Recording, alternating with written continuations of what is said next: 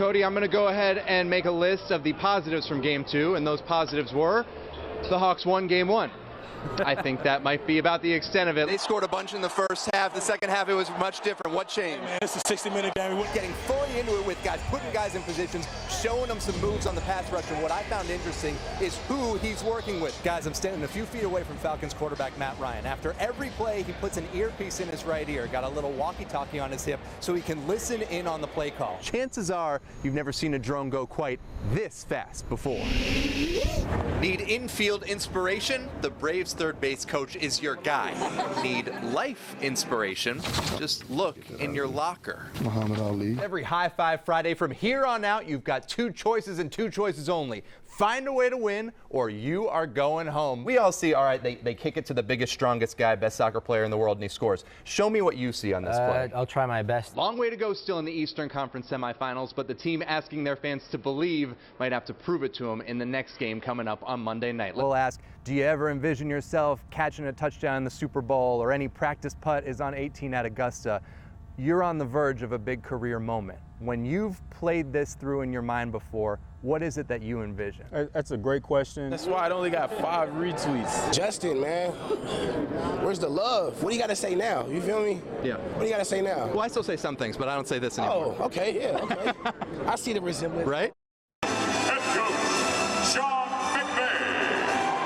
So Rams head coach Sean McVay is somewhere in there, and we've always heard he's got this amazing memory. He can remember every detail about any play he's ever called in the NFL, but does it go back to high school, his days at Marist in town? So we got War Eagles head coach Alan Chadwick to give us some plays to test McVay's memories. Oh, geez, here, I knew this would be where we would go. Play number 103 against Shaw High School, third round of the playoffs, the go-ahead touchdown. Wham naked, that was hard run action fake. He comes to the sideline, he wants to call wham naked. Coordinator and I look at each other, just kind of shrug our shoulders and say, okay, go with it. Chris Davis, Chili Davis did an excellent job selling it and walked right in where, you know, I think anybody could have made that play based on the sell that our offensive line and our backs had. Does this look about right? That looks about right, man. That's a good look. There's some good circles, too. All right, play number 2. 2003 Southwest DeKalb season opener, second quarter on your 38. Bay runs the option. You were up 14-0. Yeah, it's an offset gun. We called it fake 38, and it was an option to the left on the left sideline. McVay still on his feet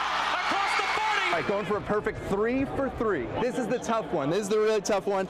2003 Thomas County Central. They beat you a couple times, right? They did. In a row. This is the state semis, down 14-7, 42-yard line, 24 seconds left. What do you remember? Rollout pass right. Anderson Russell caught it for a big touchdown. Kind of got tipped actually, but he was running a wheel route down the right sideline. Run something like this, and then the trail right there. But on this particular case, because of the pressure and all the avoiding things that he had to do, he had to redirect, end up throwing it right to about the 2-yard line on the last play of the first half. You skipped the best part.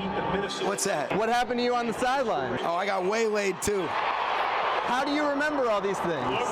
Because I think I saw that this week when you guys played it. Making some more memories this week that you can remember for another couple decades? That would be very, very special. And I'll tell you what, he remembered all those right away. Let's go back to that first play, though. Wham naked. That's a naked bootleg. Quarterback runs all by himself into the end zone. And you heard in the story, Coach Chadwick said Sean McVay, the high schooler, called that play on the sideline. I asked the coach that. Who called that play? He said, well, it was a team effort. The coaches listened to the players. I said, is that a nice way of saying that you called the play? He said, no. That's a true coach there, deflecting the praise, even, I'm sure, when he takes the blame if things go south. We'll see if he makes some good memories Sunday in the Super Bowl. Young man coming out of Marist. Reporting live outside State Farm Arena, I'm Justin Felder, Fox 5 Sports. Well, much of the talk this NFL weekend centered not around what would happen on the field, but what would happen on the sidelines as teams and players considered protests, demonstrations, whatever you want to call it, during the national anthem after President Trump's comments about players who took a knee during the Star-Spangled Banner. As for the Falcons, most players stood and locked arms during the national anthem, including team owner Arthur Blank standing between Julio Jones and Devontae Freeman. 2 Falcons players did take a knee, defensive lineman Dontari Poe and Grady Jarrett. I felt good. Without a doubt, man, I definitely felt good. And we had an opportunity, you know, to show how we really felt. And there's a lot of people out here feeling a certain way who don't have a voice. 2 of your players did kneel during the anthem. Yeah. Is that okay? Do you talk to them? What do you think about that? I think it's fine. I think the players, as I said, I think whoever has the right to express themselves the way they do in a respectful way, and hopefully then to figure out how do we do this positively, how do we do this in a way that includes everybody, not just express ourselves but actually make a change for the better. My spirit was moving away, and it's funny because we give so much to people that enjoy this game. Man, it's just a blessing, man. It's a blessing to be able to be on where I am, and I feel right. I asked Grady Jarrett if he'd be taking a knee next week or at future games, and he said he didn't know yet. That was something that he'd have to discuss first with his teammates. In Detroit, I'm Justin Felder, Fox 5 Sports.